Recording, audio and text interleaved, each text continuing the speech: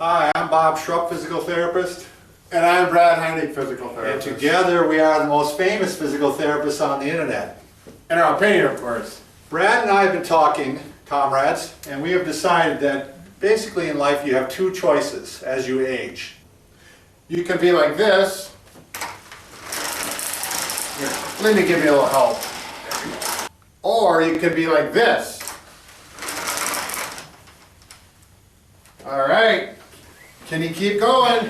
Look at that. Look at those triceps work. Remember to breathe, Bob. Remember to breathe. And that. Or you could have balance to the point that I make you fall and end up like this. Or you could be like this and use that walker for an exercise piece of equipment to work on further vibrant lifestyle. Excellent. That's a nice Invacare walker. You can be like this. How's it going, Bob? Good. I gotta get to the doctor. I got a backache today. Or you can be like this. On guard! Ah! Oh! It's only a flesh wound. Don't worry about it. Ah. All right. I don't know about you, Brad, but I don't want to be like the first case scenario. All right. Yeah, we want to keep our bodies going. So three things you need to do to stay young, and these take a lot of time, so this is an investment on your part. Sure. You need to do stretching, you need to do strengthening, and you need to do cardio. Sure. And you have to do all three. You can't get away from it, Brad. I'm telling you, Bob, I agree, but there's a lot of people that probably won't, but I think 2 is better than 9. Right. I agree, but let's talk about the full package. Right. Let's start with Let's stretching. go all the way. With stretching, first off, you're going to want to do it because without stretching, those are the things that, you know, just talk about posture. You're going to stretch out muscles to keep yourself in good posture. Right. You want to keep your joints through their full range as long as possible. Sure. And by range, I mean this would be partial range, you know, bring my shoulder up. This is full range. Right.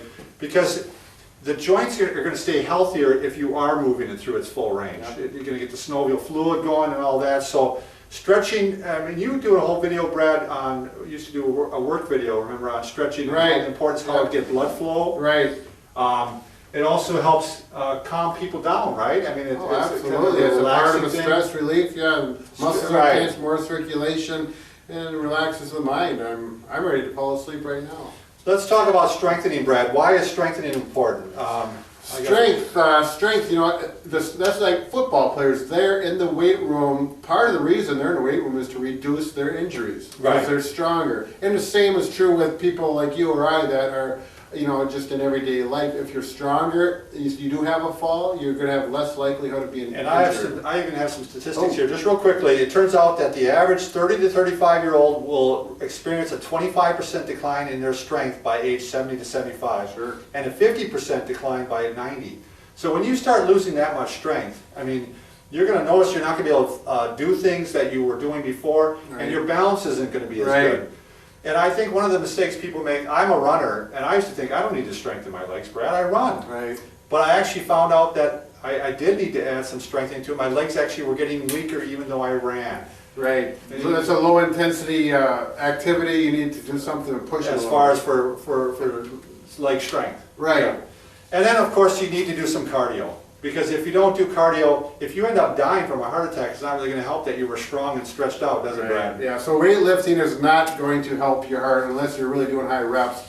Typically some fast walking, if you like to run or swim, that's an option. But you know, walking is a pretty good Well, option. walking is a great thing, and usually don't they recommend at least 20 minutes Right. To At try to least, get that cardio up there. So. And it's got to be a brisk walk. You can't just do a slow, casual walk and expect your heart to get better. If you can do those three things though, and you can do it on a regular basis, you're going to live so many more years that you're going to have the extra time to do the things that you don't have now because you have to spend all your time stretching, strengthening, and cardio. So, But yeah, even if you don't live longer, if you get hit by a car, the years that you are alive, you're going to feel better. yeah, such high quality of life. Exactly. It's such a big difference. There's So. no doubt about it. And Brad, I guess we always like to say that we think we can fix just about anything, can't we? You better believe it, except for one thing we've been working on, and that is a Broken heart, we can't fix it.